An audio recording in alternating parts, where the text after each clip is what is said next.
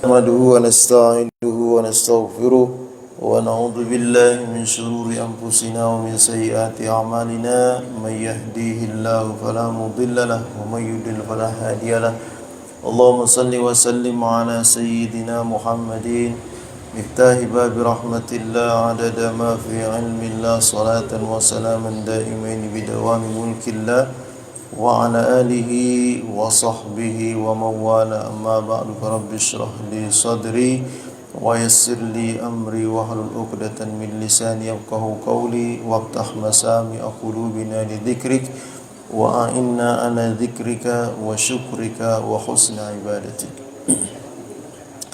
Bapak-bapak, ibu-ibu hadirin jamaah Masjid Nurul Yakin dirahmati Allah Subhanahu wa taala.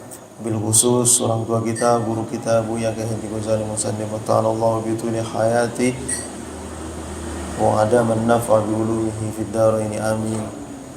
Yang sama-sama kita hormati orang tua kita Bapak Haji Malik, orang tua kita yang lain, para sepuh, tokoh masyarakat, ketua dan segenap DKM Masjid Nurul Yakin dirahmati Allah Subhanahu wa taala. Alhamdulillah wa syukrulillah ala ni'amillah. Kembali kita bersyukur pada Allah Subhanahu wa taala di mana pada kesempatan pagi hari ini, subuh hari ini Allah Subhanahu wa taala berikan kita kesehatan, nikmat iman Islam.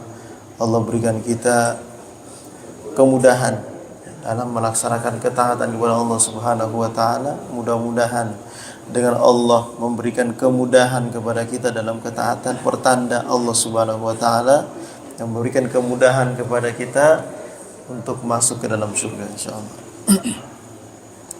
Nah, berhubung subuh ini seharusnya kan guru kita Kiai Haji Kusyairi ya, beliau mengisi pekan kedua ya, pekan kedua setiap bulannya. Nah, untuk pekan kemarin, pekan lalu masih berhalangan. Nah, pekan ini masih berhalangan juga ya. Mungkin pekan depan insyaallah ya.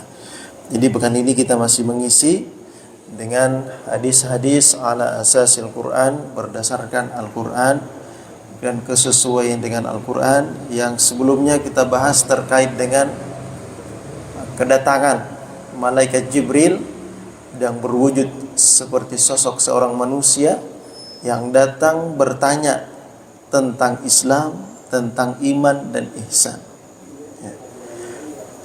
Nah, pertemuan sebelumnya sudah kita bahas bahwa apa itu Islam dan apa itu iman. Nah, sekarang kita masuk pada bagian yang ketiga, yang mana malaikat Jibril bertanya kepada Rasulullah SAW. Ya, beliau bertanya, ma huwal ihsan? Apa itu ihsan? Ya. Lalu Rasulullah SAW menjawab, al-ihsan an ta'budallaha ka'annaka tarah. Fa illam takun tarahu fa innahu yaraka. Beliau menjawab, ihsan itu adalah anta abudallaha ka'annaka tarahu. Engkau menyembah Allah ya, ka'annaka tarahu, seakan-akan engkau melihat Allah. Engkau menyembah Allah seakan-akan engkau melihat Allah. Fa illam takun tarahu fa innahu yaraka. Tapi kalau engkau tidak bisa melihatnya, tidak bisa menyembah Allah dengan memunculkan dalam diri kita ini seakan-akan melihat Allah, maka turun pada derajat yang kedua, yaitu meyakini fa innahu yaraka, bahwa sesungguhnya Allah melihat engkau. Ya. Kalau kita tidak bisa menghadirkan dalam diri kita bahwa kita melihat Allah, maka kita paling tidak menghadirkan dalam diri kita bahwa Allah melihat kita.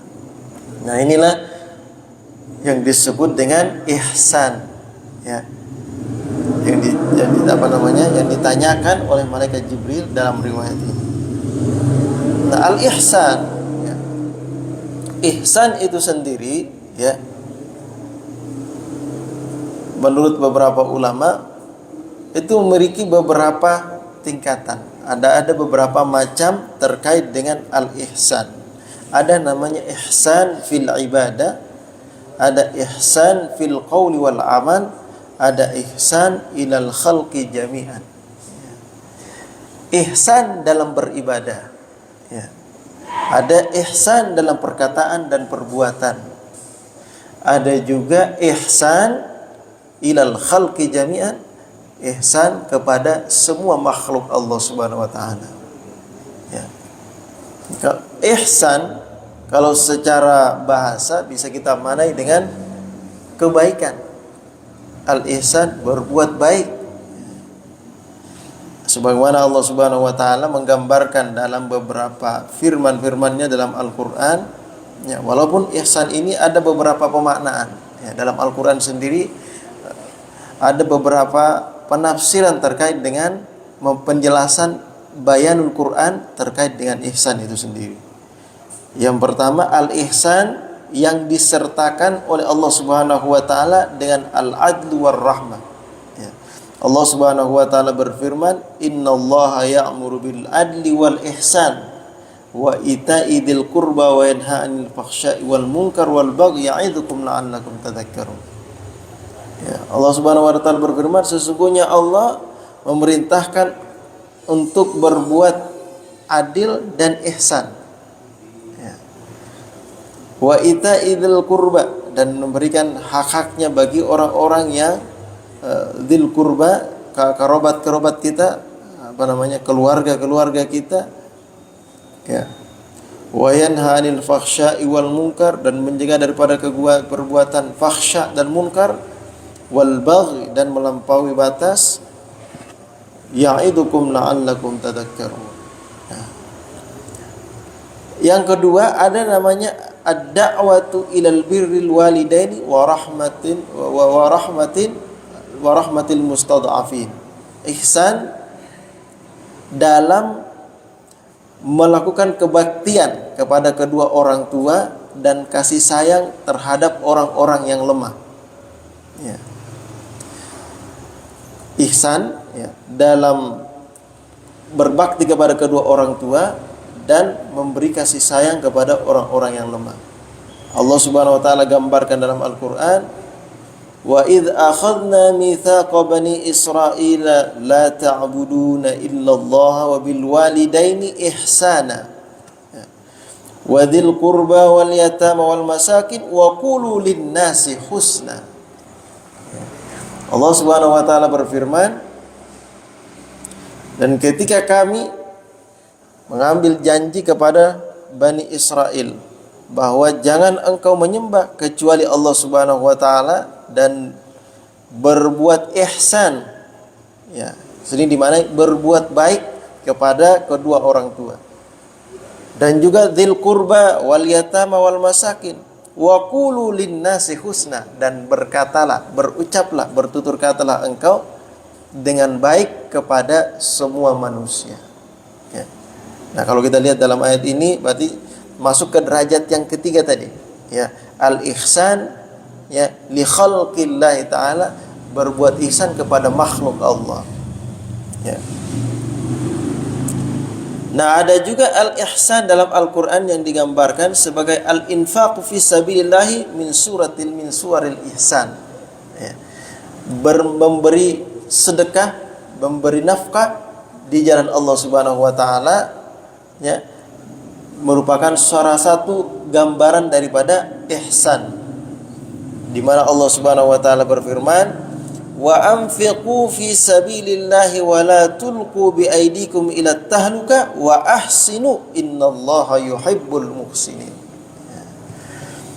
Dan hendaklah engkau menafkahkan hartamu fi sabilillah, di jalan Allah, wa la tulqu bi aydikum ila tahluka, dan jangan engkau membawa dirimu, ya, atau membinasakan dirimu, membawa dirimu kepada kebinasaan. Wa ahsinu, dan berbuat baiklah, ya, innallaha yuhibbul muhsinin, karena Allah mencintai orang-orang yang berbuat baik, berbuat ihsan, ya. Nah, di antaranya lagi dalam Al-Qur'an Allah Subhanahu wa taala menggambarkan ihsan ini, i'marul ardi min sifatil muhsinin. I'marul ardi artinya membuat sebuah stabilitas di bumi ini, atau merawat bumi yang Allah titipkan kepada kita dengan baik. Ya. Tidak merusak bumi yang Allah berikan kepada kita, yang Allah titipkan kepada kita. Mana Allah Subhanahu wa taala berfirman, "Wala tufsidu fil ardi ba'da islahiha wad'uhu khaufan wa tama'a inna rahmatallahi qaribum minal muhsinin." Ya. Di sini Allah Subhanahu wa taala mengaitkan ya kerusakan. Jangan engkau berbuat kerusakan di bumi ini. Ya. Jangan engkau melakukan kerusakan di bumi ini ba'da islahnya, setelah diperbaiki, setelah distabilkan bumi itu dengan baik. Ya. Wala tulqu bi aidikum wad'uhu khaufan wa tama'a inna rahmatallahi qaribum minal muhsinin. Dan mohonlah kepada Dia, kepada Allah Subhanahu wa taala dengan perasaan khauf, takut kepada Allah akan siksanya, wa tama'a, dan seraya berharap akan rahmat Allah Subhanahu wa taala. Inna rahmatallahi qaribum minal muhsinin, karena sesungguhnya rahmat Allah sangat dekat bagi orang-orang yang berbuat baik. Artinya ihsan di sini ya menunjukkan bahwa hendaklah kita sebagai penduduk bumi ini ya melakukan kebaikan dengan merawat bumi ini dengan baik, ya, bukan merusak. Ya. Kalau kita merusak bumi ini, maka yang datang adalah musibah. Ya. Ya, musibah yang akan datang yang menimpa diri kita sendiri. Ya, kalau kita tidak berbuat ihsan kepada makhluk Allah termasuk bumi ini. Ya. Nah, kalau di dalam riwayat-riwayat hadis disebutkan, di antaranya hadis yang kita baca tadi, ya, yang menggambarkan terkait dengan ihsan, ya. Al-ihsan an ta'budallaha ka'annaka tara fa in lam takun tarahu fa innahu yaraka. Itu salah satunya. Nah, ini dimakna ihsan di sini salah satu bagian daripada al-ihsan fil ibadah. Ya. Ihsan dalam beribadah. Ya. Ihsan dalam beribadah seperti apa? Nah, itu tadi, ya. Hendaklah kita menyembah Allah Subhanahu wa taala ka'annaka, seakan-akan kita melihat Allah. Ya.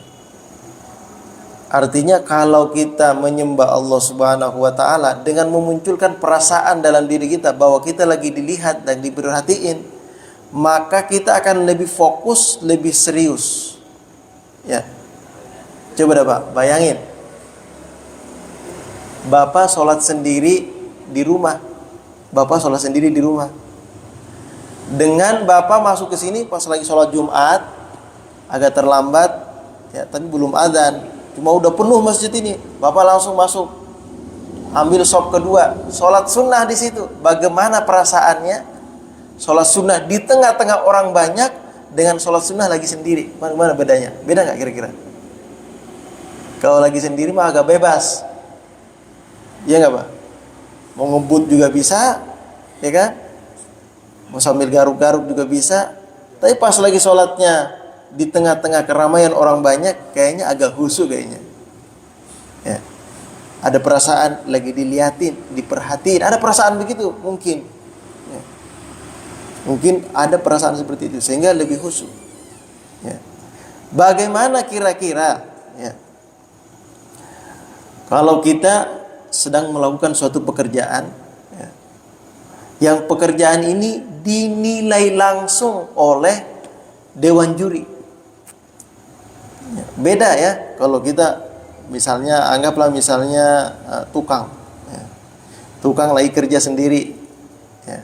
Lagi kerja sendiri tukang, anggaplah dia bikin pintu, ya. Lagi kerja sendiri, bebas sih tukangnya, karena kerja sendiri bisa nyambil sambil ngerokok, ya kan? Bisa sambil ngopi, santai, kerja sendiri. Tapi ketika dia ikut lomba bikin pintu, tukang nih, diawasi langsung oleh dewan juri. Bagaimana kira-kira perasaannya? Lebih serius nggak? Lebih fokus nggak kira-kira? Nah, ini maksudnya dalam beribadah itu hendaklah kita menghadirkan dalam diri kita ini perasaan bahwa kita melihat Allah. Ya. Bahwa kita melihat Allah. Kalau kita melihat Allah, maka perasaan serius, perasaan fokus itu akan muncul. Ya. Rasa fokus, rasa serius itu akan muncul dalam beribadah. Ya. Inilah yang disebut dengan orang-orang sufi, jadi dari kalangan tasawuf disebut dengan maqam, ya, maqam syahada, ya. Maqam syahada fil ibadah. Ya. Jadi ada maqamat dari kedudukan syahada, seakan-akan kita menyaksikan Allah Subhanahu wa taala, ya. Fa indama ya'malul 'abdu ka'annahu yara rabbahu fa innahu yuhsinul 'amal wa yatayaqqanahu ala akmalid darajat. Kalau kita beribadah seakan-akan dengan menghadirkan perasaan dalam diri kita bahwa kita melihat Allah Subhanahu wa taala, seakan-akan kita melihat Allah, berada di hadapan Allah, maka rasa beribadah itu, ketika kita beribadah itu, ya, kita akan merasakan keyakinan yang mantap dalam diri kita, ya, bahwa ibadah kita ini diterima oleh Allah Subhanahu wa taala, ya. Karena kita sedang diperhatikan, dilihat oleh Allah, ya. Nah, kalau tidak seperti itu, minimal kita turun pada derajat yang kedua, ya, maqamatul kedua yang disebut dengan maqamul muraqabah wal khasyah, yaitu maqam, kondisi tingkatan yang muncul dalam perasaan diri kita ini, rasa khawatir, ya, al khasyah wal muraqabah, dan merasa diawasi terus oleh Allah Subhanahu wa taala. Ya. Kita menganggap kalau kita tidak bisa menghadirkan bahwa kita melihat Allah Subhanahu wa taala, minimal kita menganggap bahwa diri kita ini sedang dipantau, sedang dilihat oleh Allah Subhanahu wa taala. Ya. Karena Allah Subhanahu wa taala dalam salah satu nama-nama Allah Subhanahu wa taala disebut sebagai Al-Khabir. Ya. Allah Subhanahu wa taala khabirun bima ya'malun. Ya, kalau khabir ini, ya, khabir ini beda dengan alimun. Ya. Khabir itu maknanya maha mengetahui. Alimun juga maknanya maha mengetahui. Apa bedanya alim dengan khabir? Nah, contohnya yang simpel seperti ini. Kita berangkat dari rumah menuju masjid, ya. Kita melangkah, mempersiapkan diri kita untuk berangkat ke masjid, kemudian melangkah menuju masjid. Ya, ini Allah Subhanahu wa taala alimun, Allah Maha tahu bahwa kita sedang berangkat ke masjid walaupun tidak ada yang melihat kita berangkat ke masjid. Nah, tetapi dengan nama Allah Subhanahu wa taala Al-Khabir, ya, Allah tahu motivasi bawaid, ya, pendorong atau motivasi kita dalam berangkat ke masjid. Ya, kita berangkat ke masjid ini karena dorongan hati nurani kita, jiwa kita yang merasakan bahwa kita melaksanakan, kita hidup di dunia ini karena nikmat yang Allah berikan kepada kita, karunia Allah berikan kepada kita. Sebagai bentuk rasa syukur kita kepada Allah, lalu kita laksanakan sholat berjamaah, ya, sebagai rasa syukur kita atas kesehatan yang Allah berikan kepada kita. Mumpung lagi sehat, masih bisa ke masjid, kita ke masjid. Allah tahu motivasi itu. Atau misalnya kagak enak nih, saya kan DKM, kalau nggak hadir ke masjid ntar ditanyain. Motivasinya itu misalnya, Allah tahu juga itu dengan nama Allah Al-Khabir, ya. Atau misalnya saya kan kalau nggak ke masjid, ya pahalanya 1, tapi kalau ke masjid pahalanya 27. Mending 27, lebih baik saya ke masjid. Motivasinya itu. Nah, Allah Subhanahu wa taala khabirum bima ta'malun. Allah Maha tahu dengan apa yang kau kerjakan. Artinya motivasi pendorong kita melakukan suatu pekerjaan, Allah tahu itu semua. Ya. Nah, artinya kalau begitu berarti Allah memantau, melihat, memperhatikan kita setiap saat. Ya.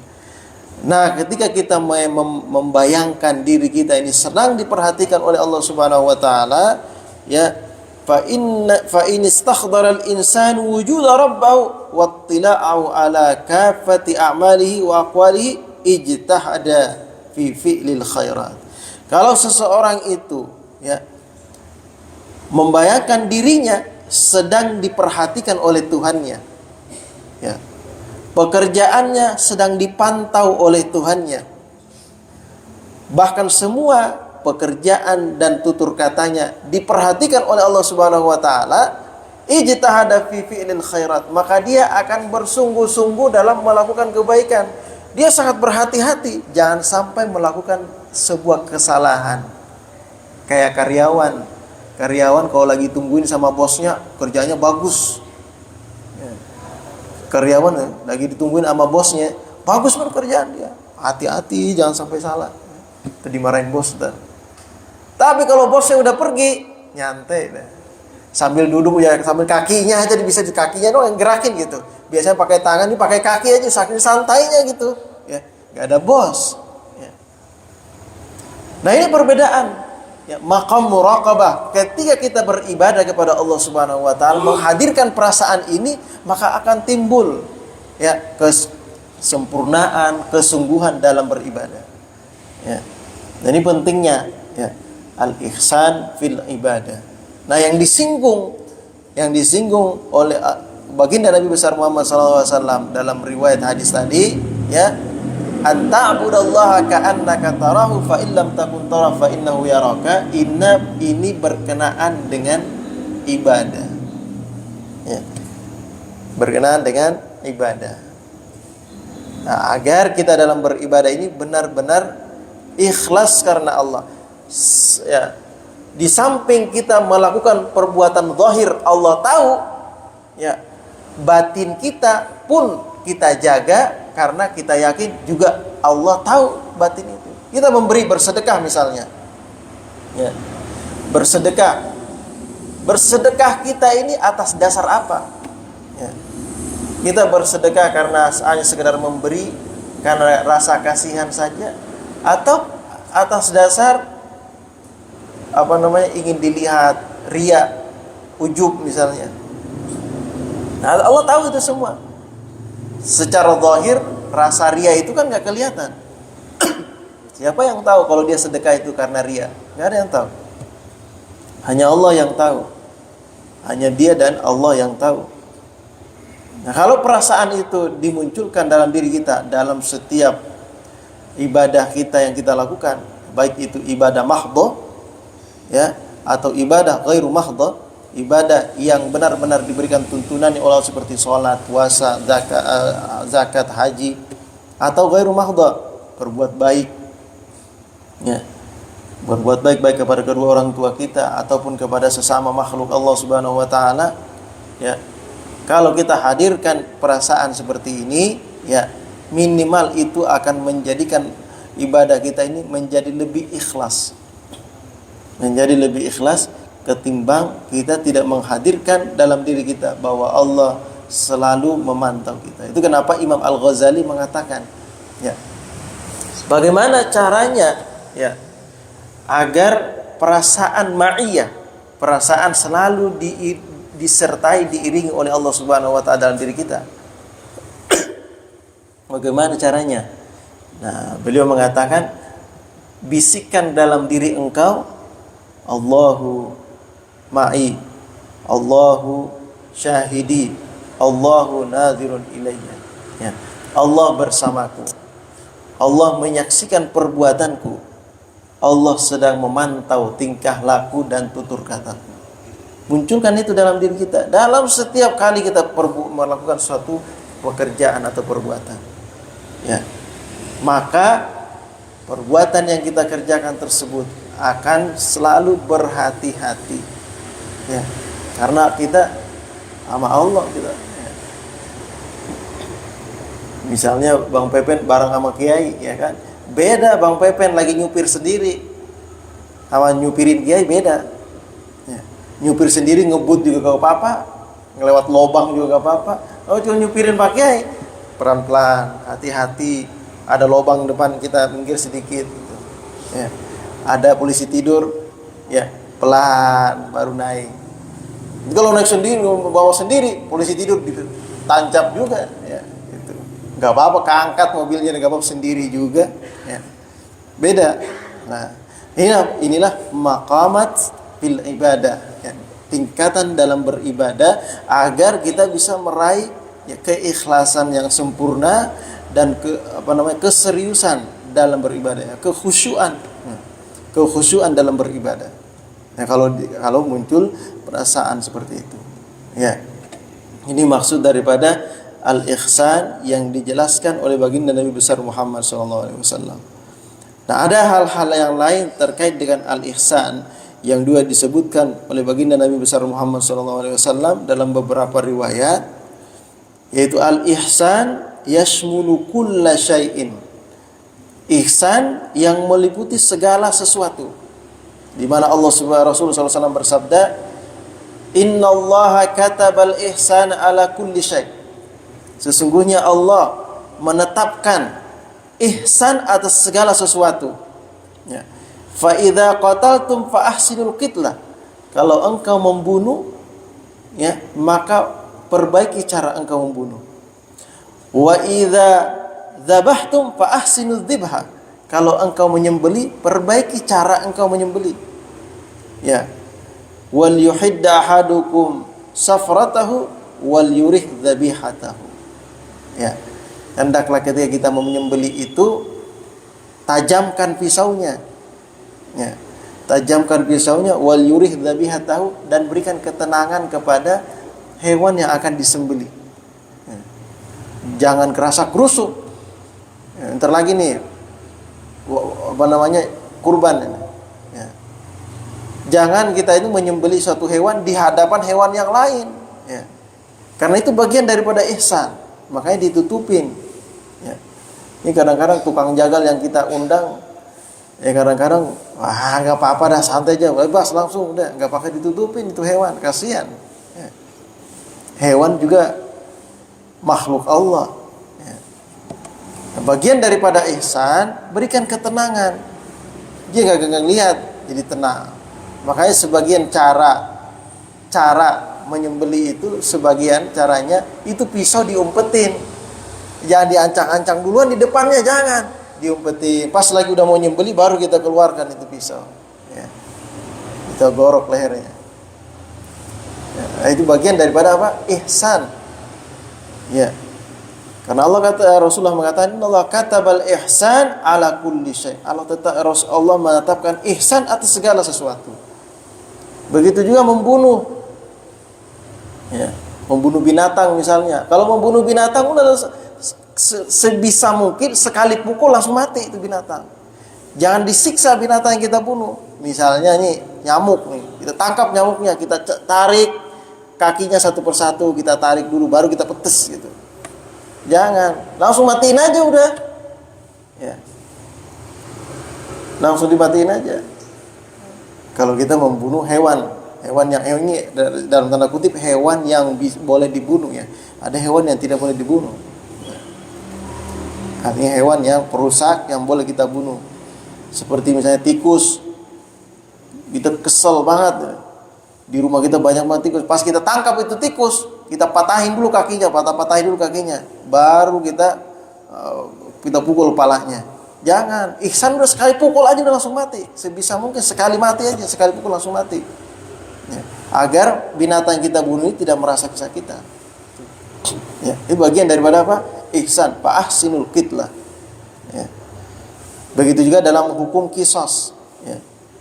Hukum qisas, membunuh, ya, orang membunuh dibunuh juga. Ketika melaksanakan qisas, ya, udah perbaiki caranya, ya. Jangan sampai yang kita bunuh ini tersiksa. Itu kenapa, ya, dalam Islam ini menganjurkan membunuh itu dengan dipenggal kepala, ya. Bukan dengan dipanah, ya. Tapi sekarang ditembak mati, ya, gitu. Ya, wallahu alam. Kalau itu lebih cepat cara membunuhnya, itu lebih bagus, ya. Ada juga di sebagian negara itu cara membunuhnya disetrom, ya, dengan tekanan tinggi biar langsung mati. Ada juga yang begitu tuh. Ya. Yang intinya fa'ahsinul qitla, perbaiki cara engkau membunuh ketika melaksanakan kisos atau membunuh hewan yang bisa dibunuh. Ya. Jangan kita menyiksa. Ya. Nah ini maksud daripada ihsan ala kulli syai'. Dalam riwayat lain, ya, al ihsanu lil jiran, ya, berbuat ihsan kepada tetangga. Ya. Al ihsan lil jiran, Rasulullah mengatakan, mazala Jibril yusini bil jar hatta dhanantu annahu sayuwarrithu. Sayuwarrithu. Ya. Jadi Jibril ini senantiasa berpesan kepada saya terkait dengan tetangga. Ya. Sampai saya ini beranggapan tetangga ini bakal mewarisi, ya, mewarisi tetangganya, bakal mewarisi kita. Ya. Saking seringnya itu malaikat Jibril berpesan terkait dengan tetangga. Nah, hendaklah kita berbuat baik kepada tetangga kita, berbuat ihsan kepada tetangga kita. Ya. Kemudian da'a Rasulullah SAW lil ihsani bil yatama. Begitu juga al ihsan kepada orang-orang anak-anak yatim. Nah, ini sebenarnya sudah disinggung tadi dalam Al-Qur'an, ya. Qala Rasulullah SAW, ana wa kafilul yatim fil jannati hakadha wa asyara bis sababa wal wusta wa farraja bainahuma. Ya, beliau mengatakan, saya dengan orang yang memelihara, menanggung kehidupan orang-orang yatim seperti ini. As-sababa wal wusta, jari telunjuk, wal wusta, dan jari tengah. Seperti ini artinya dekat. Ya. Saya dan orang yang mengurus urusan anak-anak yatim, ya, dengan tidak menzalimi anak yatim, ya, sekahata ini, seperti ini artinya dekat dengan Rasulullah di dalam surga. Karena sekarang malah banyak dijadiin bisnis anak yatim, ya, buat dapat penghasilan biar kecipratan juga, ya, dia bekerja, ya, untuk ngurusin anak yatim. Ya. Kecipratannya dia malah lebih banyak ambil bagian daripada anak yatimnya. Ya. Anak yatimnya buat baju sekolah doang, mau baju sehari-hari, yang penting udah ada, makan sudah cukup, sisanya buat karyawan. Nah, gitu. Ya, banyak begitu sekarang. Itu lebih zalim dia. Ya. Orang memberikan untuk anak yatimnya, ini mengambil bagian. Ya. Dalam hukum fikih disebutkan, ya, hukum mengambil barang yang diberikan kepada anak yatim, milik anak yatim itu haram hukumnya, kecuali hanya kadar kebutuhan kita, sekedar kebutuhan kita sebagai pengurus anak yatim itu. Kebutuhan kita buat makan yang layak, yang harus, ya, yang merupakan hal-hal yang mau tidak mau kita membutuhkan itu, seperti makan, minum, pakaian, bukan gaya hidup, tapi kebutuhan hidup. Kita boleh mengambil dari harta anak yatim hanya sekedar kebutuhan hidup, bukan gaya hidup. Nah, itu hati-hati. Nah, ini ihsan dengan anak-anak yatim. Nah, ini bagian beberapa ihsan yang disebutkan dalam riwayat. Nah, barangkali sampai di sini ada yang mau ditanyakan, silakan. Mana jelas kira-kira? Ya. Dan insyaallah bagian kedua nanti hadis berikutnya, ya. Jelas ya? Nah, masalah ihsan, ya, mudah-mudahan bisa dipahami. Ya, kita kalau tidak ada pertanyaan kita dulu di sudut berarti. Ya. Assalamualaikum. Waalaikumsalam warahmatullahi wabarakatuh.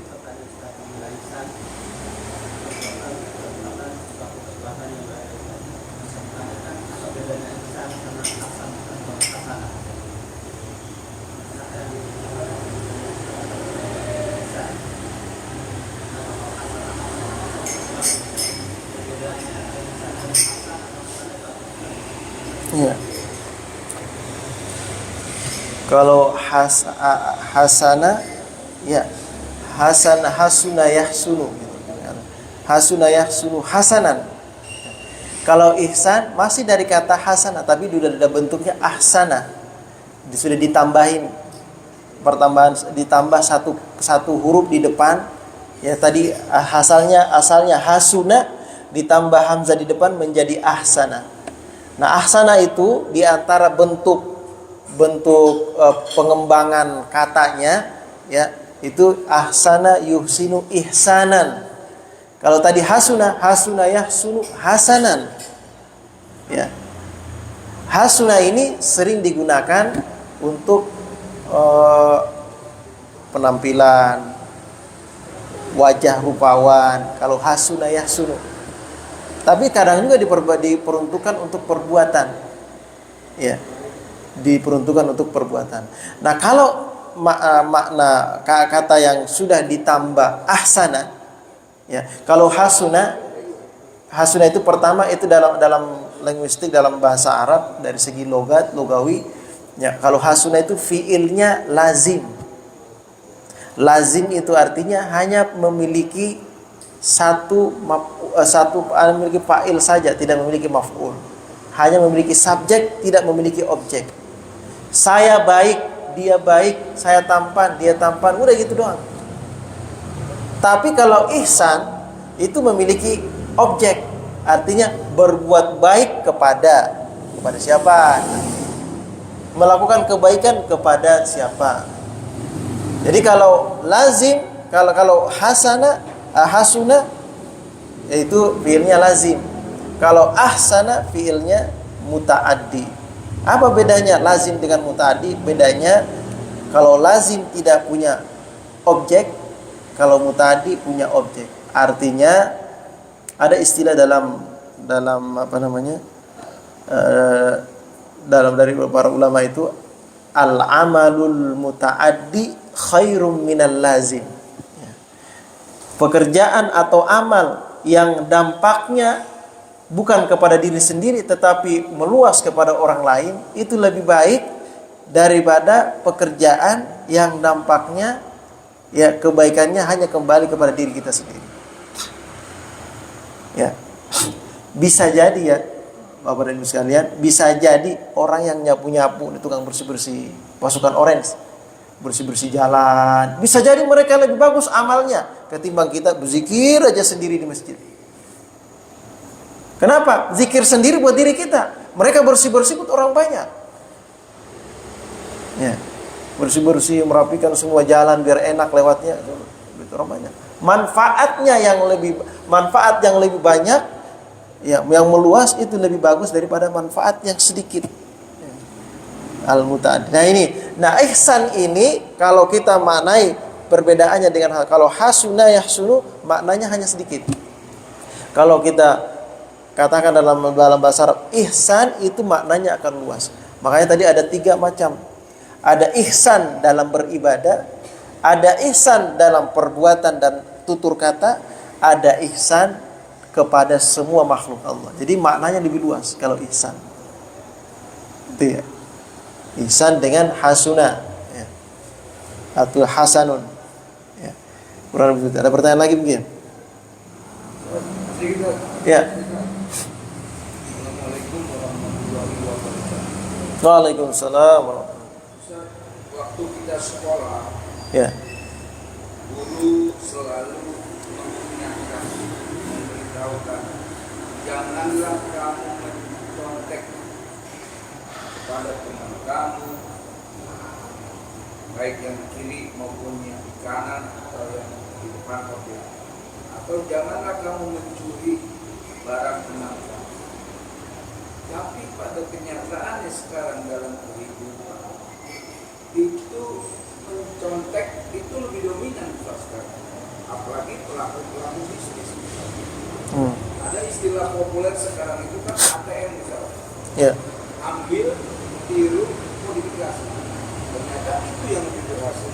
Bagaimana usah melihat teori yang saya dapat di sekolah dengan kehidupan sekarang. Mohon pencerahan dan penjelasan. Terima kasih Ustaz. Assalamualaikum warahmatullahi wabarakatuh. Ya. Jadi ada 2 kemungkinan. Kita mencontek, meniru. Ya, mencontek, meniru, ada 2 kemungkinan. Kemungkinan pertama itu merupakan pembelajaran. Jadi pelajaran itu bukan hanya materi yang kita pelajari dari buku atau dari media-media lain, tetapi pembelajaran itu adalah apa yang kita saksikan dan apa yang terjadi di sekitar kita. Nah, ini pembelajaran hidup. Sebagaimana halnya ketika salah satu anak Nabi Adam, ya, membunuh saudaranya, dia melihat, ya, dia melihat seekor burung, dia bingung, ini mau diapain ini saudaranya nih, ya. Ternyata dia melihat seekor burung, ya, yang menggali tanah, kemudian dia meletakkan, ya, saudaranya di situ, kemudian burung yang mati itu di dalam lubang tanah yang dia gali itu, kemudian dia timbun. Lalu muncullah pembelajaran dari salah satu anak Nabi Adam ini, oh ternyata begitu kayaknya caranya. Lalu dia ditanamlah saudaranya yang dia bunuh itu. Ini mencontek nih. Ini mencontek dia nih. Nah, ada hal-hal yang memang boleh kita contek. Ya. Boleh kita contek dari segi pembelajaran atau dari segi strategi, cara. Boleh-boleh saja kalau itu bagian daripada hal-hal yang tidak bersifat kalau di negara itu sudah dijadikan sebagai hak cipta, ya. Kalau dengan cara ATM tadi, ya, selama itu hanya sebagian daripada pembelajaran, ini kan bagian daripada belajar kita ini, ya. Tetapi tidak seperti itu, kita modifikasi, kita pakai dengan cara lain, ya. Yang rata-rata semua kita mencontek juga, ya. Kita makan juga nyontek juga sebenarnya, ya. Maka kayak gitu cara makan, kita kayak gitu juga makan. Nyontek dari mana? Dari orang tua kita, ya. Pakai sepatu karena kita nyontek juga, ya. Kayak gitu cara ngikat sepatu biar keren kelihatan, itu bisa nyontek juga. Pakai baju, kayak gitu caranya. Itu bagian daripada pembelajaran, apa yang kita lihat bagian dari pembelajaran, ya. Nah, kemungkinan yang kedua mencontek, ya, dalam hal kezoliman, ya, dalam hal kezoliman. Nah, itu seperti apa? Tadi misalnya, ya, sebenarnya yang diterima dalam perusahaan ini adalah orang-orang yang berkompeten sesuai dengan syarat-syarat yang ditentukan. Diadakanlah sebuah seleksi, uji coba. Ternyata dalam seleksi dia ini, ya, melakukan kecurangan, nyontek dia. Luluslah dia karena nyontek, ya. Dia kemudian lolos kenapa? Karena nyontek. Atau dikasih contekan, bisa juga. Ada ordal, ya kan? Ada ordal lalu dikasih contekan, lulus dia. Ya. Kalau dengan lulusnya dia itu, ya, kelulusan dia itu menyingkirkan orang yang lebih berkompeten, kemudian dia meraih keuntungan dari kelulusannya itu, ini bisa dikatakan sebagai perbuatan zalim. Ya, bisa dikatakan sebagai perbuatan zalim. Kenapa? Karena sebenarnya bukan hak dia.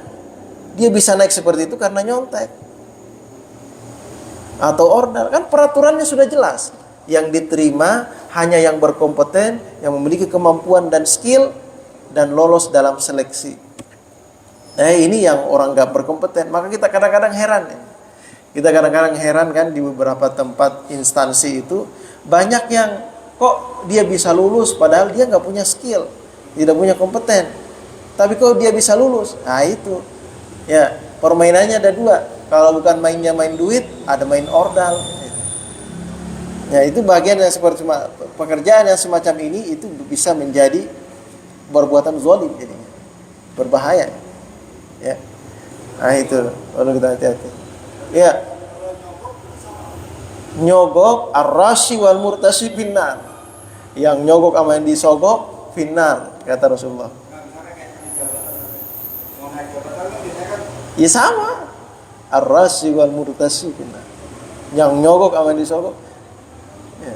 Itulah kenapa negeri kita ini kenapa tidak maju-maju? Karena yang naik bukan yang berkompeten, yang memiliki kemampuan, tetapi yang naik yang punya duit. Itulah.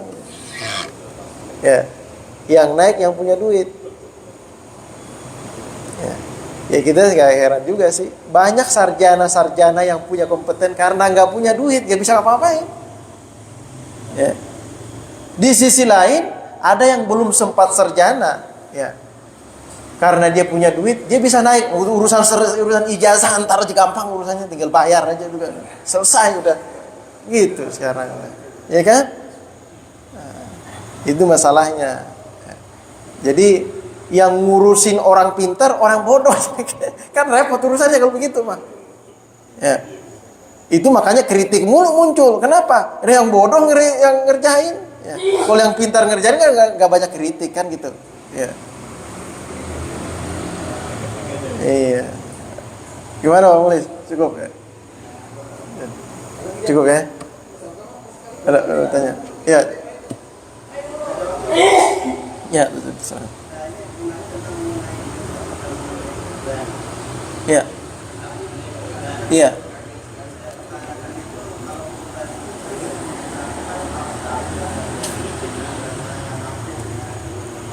Kurban dilakukan bagi orang mampu.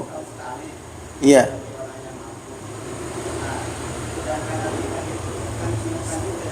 Ya. Ya. Ada seorang itu kepingin berkurban, sedangkan anaknya yang laki itu kurbannya di kaki kaya masih satu, kan bukan satu Ustaz. Sedangkan sekarang ini kan kita lagi mengadakan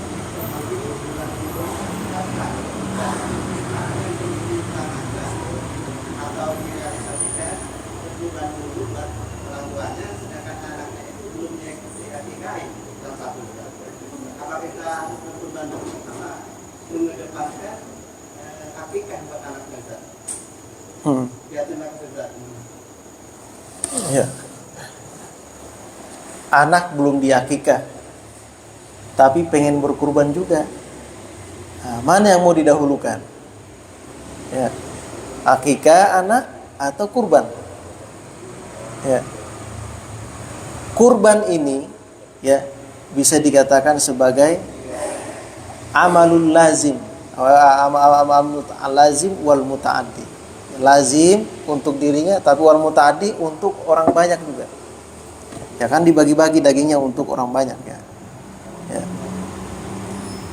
Dan kalau kalau akikah ya tidak ada keharusan, tapi kesunahannya itu hanya pada hari yang ketujuh, yang sangat disunnahkan.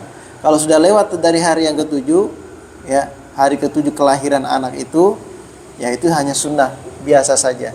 Bisa dikerjakan oleh orang tuanya. Kalau orang tua tidak mampu, bisa dikerjakan oleh anaknya sendiri ketika dia sudah mampu mengakikahi dirinya sendiri. Udah dewasa baru diakikahi dirinya. Bisa nggak? Bisa. Ya, benar seperti itu. Nah, dalam hal ini, ya kita lihat kebutuhan yang mendesak atau kebutuhan yang manfaat yang lebih besar.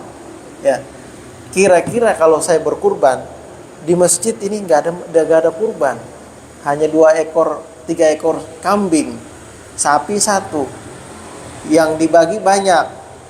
Kalau saya berkurban di sini, ya, dalam kondisi seperti ini kayaknya lebih bagus. Ya. Kalau akikah bisa kapan-kapan saja, nggak jadi masalah. Ya. Tapi kalau misalnya, wah di masjid sapi aja udah 10, kambing 50, ya lumayan ini, ya sudah kita akikah saja nggak ada masalah. Ya, kita lihat kondisinya yang lebih baik, karena tidak ada nih, karena mumpung waktunya, ya kebetulan waktunya sudah sesuai. Ya, kalau misalnya, aduh bingung juga ini memilihnya, udah boleh kita ikut pendapat ulama yang mengatakan, ya boleh digabung akikah dengan kurban.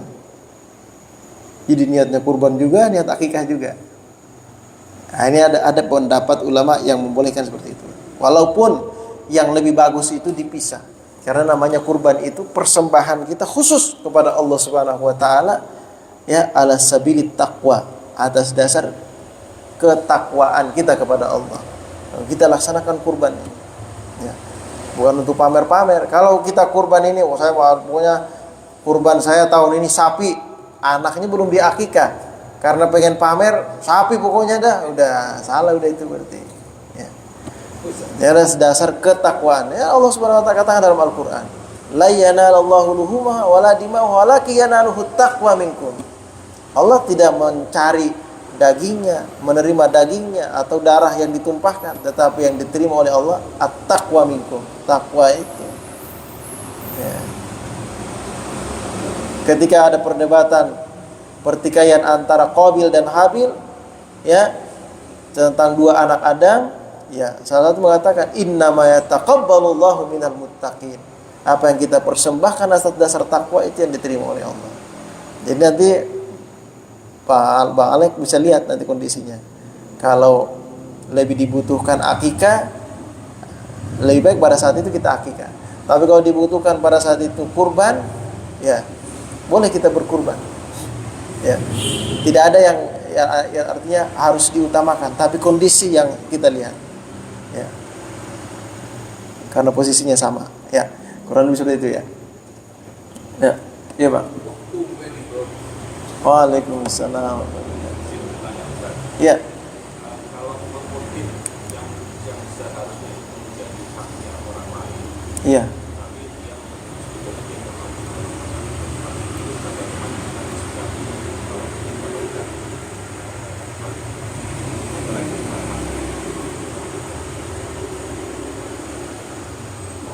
Mengutip, kan ada istilah sekarang ini dalam dunia akademi itu plagiarisme.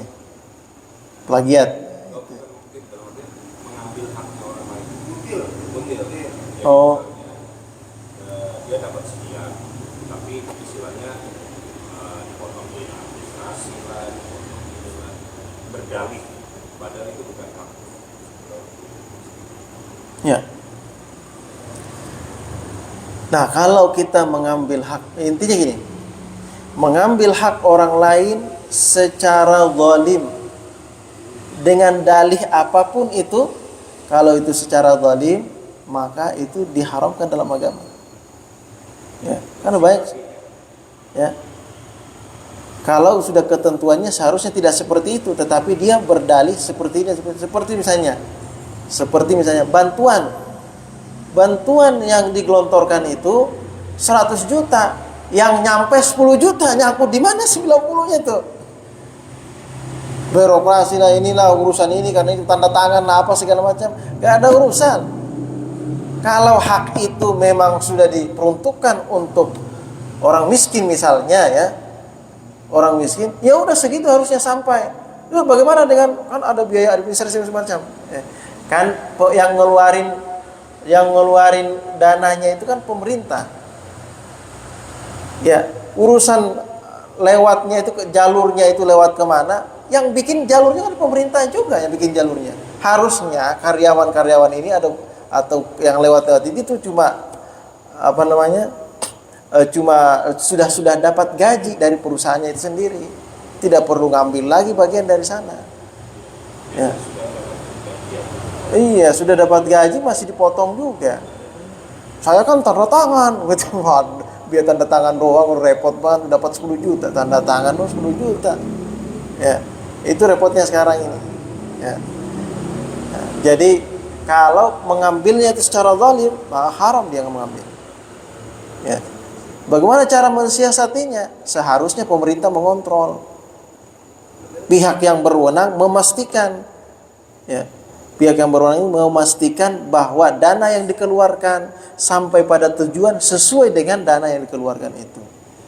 Ya. Kan sekarang yang penting keluar aja udah, yang penting harus administrasi keluar.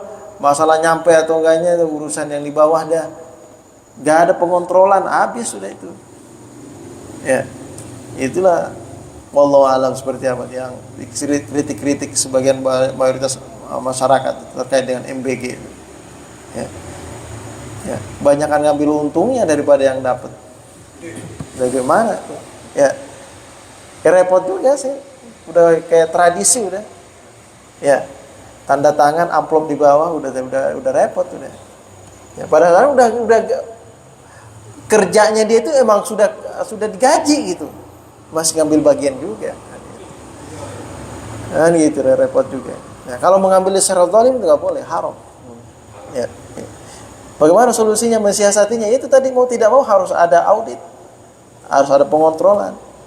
Saya pernah di istri melahirkan. Istri melahirkan, kita kan sudah bayar BPJS. Istri lahiran, ya. Ada rumah sakit di Pamulang itu. Ada pengontrolan. Kita didatengin dari petugas BPJS, bagaimana pelayanannya di sini, bagus atau tidak, ada bayaran nggak, ada dipungut bayaran nggak. Kita sampaikan karena tidak ada pungutan bayaran, kita sampaikan tidak ada pembayaran. Nah, artinya ini ada pemantauan gitu di lapangan. Jangan sampai rumah sakit yang mendapatkan dana BPJS bekerja sama dengan BPJS, ya tetap narikin duit kepada pasien BPJS, dipantau gitu. Ini nggak ada bayaran kita, murni tidak ada bayaran 1% pun. Pelayanan bagus, bayaran tidak ada. Ada sebagian rumah sakit yang udah pasien BPJS berdalih, ini bayar juga, kalau ini mah nggak ditanggung BPJS kayak ini gitu. Ada sebagian gitu. Ya, nah ini penting, itu pengawasannya itu yang penting, auditnya itu. Ya. Baik, cukup kira-kira ya. Kita baca suratul Fatihah, mudah-mudahan apa yang kita kaji pada subuh hari ini, pagi hari ini bisa bermanfaat, bisa kita amalkan, bisa kita aplikasikan dan menambah wawasan keilmuan kita serta keimanan kita kepada Allah Subhanahu wa taala. Ala hadhihi al-Fatihah. A'udzubillahi minasyaitonir rajim. Bismillahirrahmanirrahim. Alhamdulillahirabbil alamin arrahmanirrahim maliki yaumiddin. Iyyaka na'budu wa iyyaka nasta'in. Shiratal mustaqim. Shiratal ladzina an'amta 'alaihim ghairil maghdubi 'alaihim waladdallin. Amin. Bismillahirrahmanirrahim. Alhamdulillahirabbil alamin. Allahumma shalli ala sayyidina Muhammadin wa alihi wasallam ajma'in. Allahumma bihaqqil Fatihah sirril Fatihah karamatil Fatihah farijal hamd kashful ghammi man yabdi wa Allahumma fil ummati sayyidina Muhammad warham ummata sayyidina Muhammad wa astur ummata sayyidina Muhammad wa jibur ummata sayyidina Muhammad sallallahu alaihi wasallam. Allahumma akhrijna min dhulumatil wahm wa akrimna bi nuril fahm waftah lana abwabal ilmi waftah lana abwabal ilmi wa zayyinna bil akhlaqil hasanati wal hilmi. Rabbana atina fid dunya hasanah wa fil akhirati hasanah wa qina adzaban nar. Sallallahu ala khairin sayyidina wa alihi wasallam walhamdulillahi rabbil alamin. Subhanakallahumma wa bihamdika asyhadu an la ilaha illa anta astaghfiruka wa atubu ilaik. Assalamualaikum warahmatullahi wabarakatuh. Sallallahu ala Muhammad sallallahu ala